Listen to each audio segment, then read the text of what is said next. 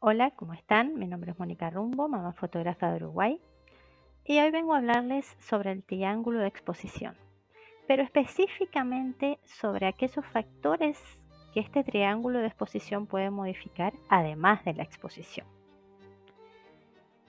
¿Y qué es un triángulo de exposición? Si ya llevas un tiempo en la fotografía, tenés que haber leído sobre esto para poder usar tu cámara en modo manual y poder entender lo que estabas haciendo para que tu foto quedara correctamente expuesta, para que no quedara trepidada. El triángulo de exposición no es más que esta representación visual. Resume los tres parámetros, los tres elementos que influyen en el nivel de exposición de nuestra fotografía.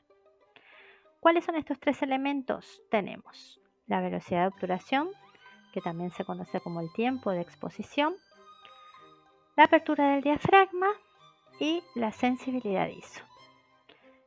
Al modificar cualquiera de estos tres factores, nosotros estamos modificando la exposición en nuestra foto, la cantidad de luz que entra, el tiempo en el que entra esa cantidad de luz y la sensibilidad incluso de nuestro sensor a esa luz. Esta es una representación del exposímetro de nuestra cámara, que es lo que nos ayuda visualmente a saber si estamos haciendo una foto correctamente expuesta.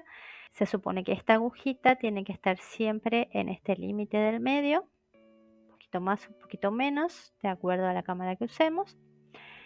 Si está hacia el lado de los números negativos, significa que tenemos que volver a llevarla para aquí porque está subexpuesta. Si está hacia el lado de los números positivos, está sobreexpuesta. Pero no queremos hablar hoy sobre la exposición propiamente dicha. Queremos hablar sobre las otras cosas que puede generar el uso consciente de estos tres parámetros. La velocidad de obturación, por ejemplo, puede generar efectos de movimiento en nuestra fotografía. De ella depende que nuestra foto salga trepidada, borrosa o congelada. Con velocidades altas, rápidas, congelamos el movimiento, mientras que con largas exposiciones, que se definen por velocidades bajas, nosotros vamos a generar el efecto borroso que nos indica movimiento en nuestra fotografía, que podemos quererlo cuando hacemos un barrido, cuando queremos hacer el efecto seda del agua, fotografía nocturna, puede ser light painting. Mientras que cuando queremos congelar el movimiento, cuando hacemos cuando fotografiamos niños y queremos que se los vea saltando pero que no trepidados, o fotografía de deporte, se usa mucho esto de las velocidades altas para congelar el movimiento. La apertura del diafragma, que es con lo que estamos usualmente más familiarizados, no es más que la cantidad de luz que entra a nuestro sensor gracias a la mayor o menor apertura, gracias al mayor o menor agujero que nosotros dejemos para que entre la luz, para entenderlo de alguna manera, y se representa por las letras F. También es algo confuso, pero es algo que terminamos aprendiendo, el hecho de que a valores F mayores en realidad nuestra apertura es menor, y a valores F pequeños nuestra apertura es mayor. Es inversamente proporcional el número de F con la apertura real del diafragma. Cuando nuestro diafragma está muy cerradito, a aperturas pequeñas, nuestra foto va a tener mayor profundidad de campo. Eso es lo que afecta la apertura del diafragma, aparte de la entrada de luz. Es la profundidad de campo. ¿Y en qué se deriva la mayor profundidad de campo? En una mayor zona de la foto enfocada.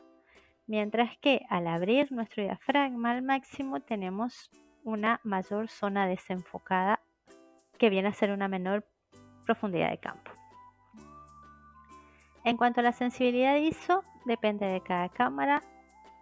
Tenemos una sensibilidad mínima que puede ser de 50, de 100, de 160 y una velocidad máxima, una sensibilidad máxima. Y cuanto mayor es nuestra sensibilidad ISO, nosotros le estamos diciendo a nuestra cámara, a nuestro sensor, que debe captar más luz, y eso se deriva en que nuestra foto va a capturar más cantidad de luz a expensas de la calidad. genera ruido. Las sensibilidades, ISO altas generan ruido. Vamos a verla con algunos ejemplos. Voy a empezar con un error que cometí no hace mucho en una excursión familiar. Yo en los viajes familiares me levanto muy temprano al amanecer a tomar fotos. Creo que es la hora más linda, cuando está todo, hasta los animales dormidos, todavía ni aves escuchás. Me parece la hora más linda para ir a sacar fotos. La paz, la tranquilidad, todo lo que encontrás por el camino es una práctica muy recomendable y muy terapéutica. Bueno, ¿qué pasó con esta fotografía? No sé si se puede ver desde ahí, vamos a agrandarla un poco. Miren, el ruido. ¿A qué se debió este ruido? Pues nada más y nada menos, aquí puse los parámetros con los que fue tomada, al ISO elevado. Pasó que la noche anterior yo estaba haciendo fotografía nocturna y al guardar mi cámara no cambié los parámetros a los originales y me quedó un ISO de 2500 que, valga la salvedad, para mi cámara es un ISO muy alto. ¿Por qué? Mi cámara no es una full frame. Tiene un sensor incluso más pequeño que el de una cámara reflex común y no soporta ISOs grandes. Como verán, a ISO 2500 ya genera un ruido que es bastante notorio. En realidad yo del ruido no me di cuenta cuando tomé la fotografía, pero noté que algo raro pasaba porque quise poner mi apertura a 1.7, la apertura máxima que da mi cámara del diafragma, para lograr un desenfoque detrás de la telaraña y que la telaraña sobresaliera.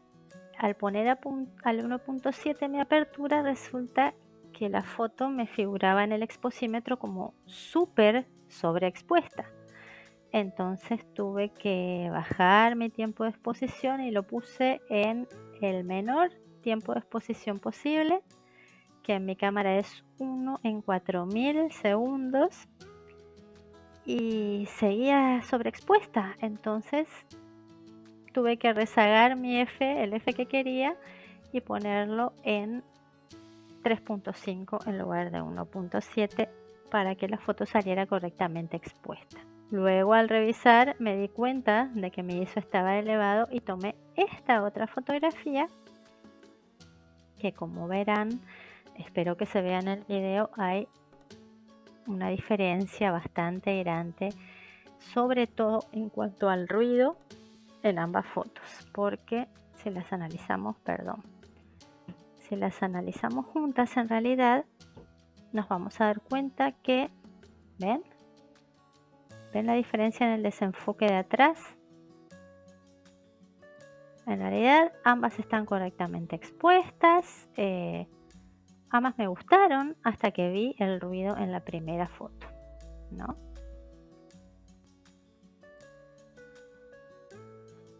Y como verán, en esta segunda foto que saqué, cuando me di cuenta del error, puse el ISO al mínimo porque el nivel de luz en el ambiente era bueno. Puse el ISO en 160, que es el mínimo ISO que da mi cámara.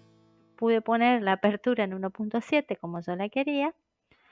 Y ahí el tiempo de exposición también pudo ser un poco mayor, y eso me generó ese lindo desenfoque atrás y ese resaltado que yo quería conseguir de la tela de araña. Y ese error también nos da la pauta de que siempre, antes de guardar nuestras cámaras, si usamos parámetros que no usamos normalmente, los volvamos a sus parámetros originales para que no nos pasen estas cosas.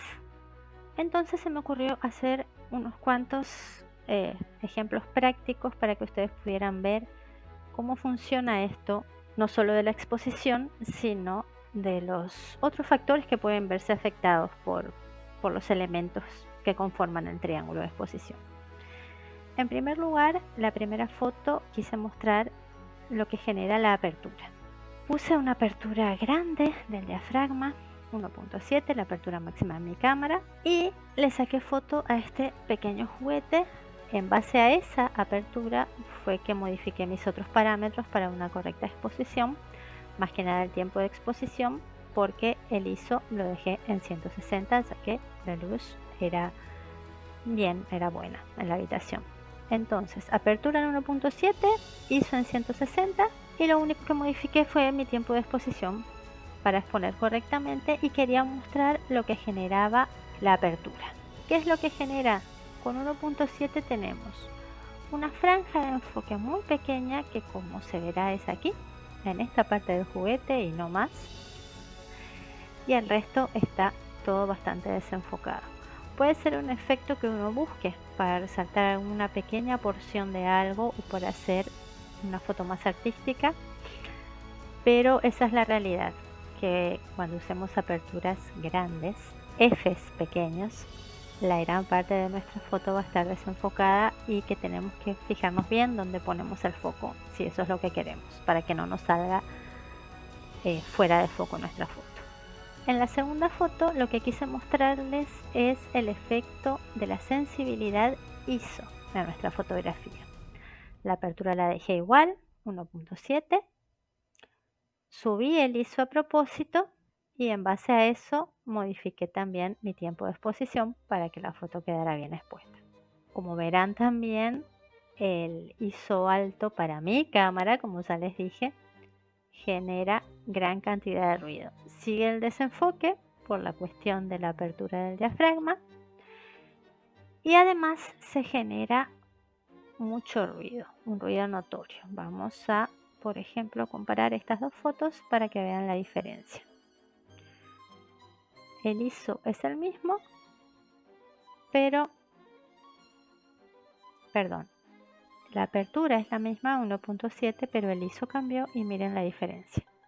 ISO 2500, ISO 160. De hecho, quise incluso darle al máximo ISO de mi cámara para que vieran ustedes de qué manera se modifica y genera ruido en situaciones en las que hay poca luz, en una habitación que no tiene mucha iluminación, cuando estamos tomando fotografía al atardecer o nocturno, en la hora azul. Subir los ISOs siempre es necesario, así que cuando compremos un equipo también tengamos en cuenta eso. El tipo de fotografía que queremos hacer. Si queremos fotografiar en horas de poca luz, dentro de nuestra casa, en lugares cerrados y con poca luminosidad, vamos a requerir cámaras que soporten ISOs más altos. Voy a compararla con la misma foto. Aquí sí, ya tuve que subir la apertura porque un ISO muy elevado sube mucho la sensibilidad de la luz y la cámara atrapa mucha luz y la foto queda muy sobreexpuesta, así que tuve que llevar mi tiempo de exposición al mínimo posible, hacer lo más veloz posible la obturación, y también tuve que cerrar un poco el diafragma con Fs un poco más grandes para poder compensarlo. Luego quise experimentar un poco subiendo el número F, pero dejando el ISO bajo para no generar ruido, para que ustedes vieran también cómo se modifica con la apertura del diafragma nuestra profundidad de campo, nuestro desenfoque.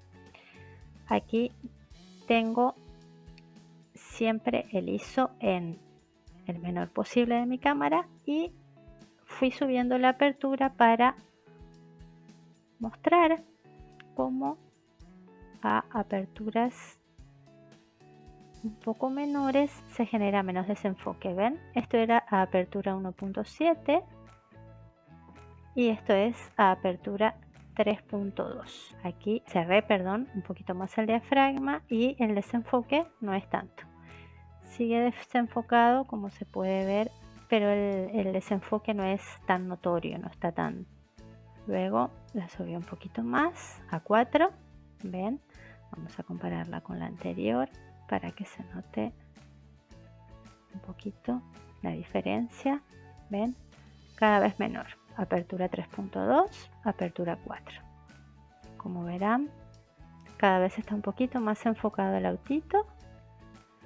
Y aquí el fondo sigue desenfocado, que en realidad era también lo que yo quería. Esta me gustó mucho. Podría haberlo subido incluso a 6 o 7 y hubiera quedado el autito más enfocado y el fondo seguiría no tan desenfocado, pero tampoco nítido. Hubiera ampliado bastante mi profundidad de campo como para que todo el autito saliera enfocado. Muy bien. Y por último, lo último que quería mostrarles era cómo funciona el tiempo de exposición. El tiempo de exposición no va a alterar nuestra fotografía si estamos fotografiando algo que no se mueve, si estamos fotografiando con trípode, pero si estamos fotografiando con la cámara en mano a sujetos o cosas que pueden moverse, tenemos que tener en cuenta eso, que la velocidad con la que pongamos a la que pongamos nuestro obturador va a determinar que la cámara salga con este movimiento o no. De hecho, el efecto me gustó bastante. No solo puse adrede el tiempo de exposición en 1 segundo, cuando de hecho en las otras fotos estaba en, por ejemplo aquí, en 1/4000 segundos. Creo que la mínima fue 1 en 100 segundos. Y aquí está en 1 segundo entero. Y aparte moví el cochecito como para que se notara esta trepidación, que de hecho quedó muy linda, y que se notara que el tiempo de exposición o la velocidad de obturación afecta que nuestra foto se vea o salga movida o no. El ISO siempre bajito para no generar ruido, y aquí sí mi apertura tuve que subirla a F16, o sea, tuve que cerrar mi diafragma como para que no entrara tanta luz, porque el tiempo de exposición que le puse fue alto. Entonces yo espero que esto les haya ilustrado un poco que el triángulo de exposición no es una herramienta solo para obtener la correcta exposición de nuestras fotos, sino que modifica un montón de otros factores que de hecho hacen prácticamente al 90% de nuestra foto. Modifica mucho la composición de acuerdo a los parámetros que elijamos. Espero haberles aclarado un poco el panorama en lugar de oscurecérselos. Espero que usar el triángulo de exposición no solo para exponer, sino también como un recurso compositivo y creativo. Muchas gracias por escucharme y hasta la próxima.